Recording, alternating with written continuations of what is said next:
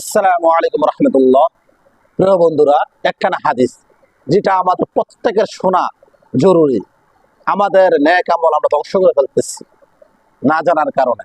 হাদিসটা শুনুন, ইয়াকুমুল হাসাদা ফা ইন্নাল হাসাদা ইয়াকুলুল হাসানাতি কামা তাকুলুন নারুল হাতাব।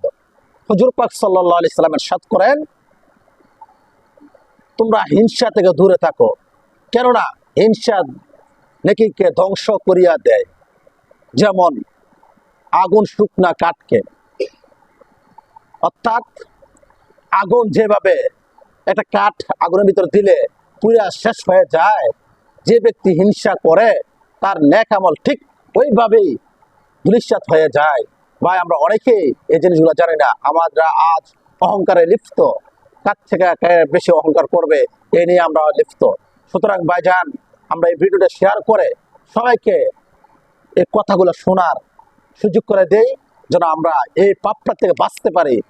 কারণ অনেকেই জানে না যে আসলে অহংকার জিনিসটা কি, অহংকার কি হয়, অনেকেই জানে না।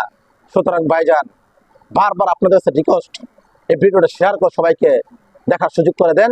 যদি সে এই ভিডিও দেখে এই হিংসা থেকে বেঁচে থাকে, তাহলে যে বেঁচে থাকার কারণ যে সব হবে, ইনশাল্লাহ তার একটি অংশ আপনিও পাবেন। ইনশাল্লাহ আমরা সবাই ভিডিও শেয়ার করে দেব। আসসালামু আলাইকুম ওয়া রাহমাতুল্লাহি ওয়া বারাকাতুহু।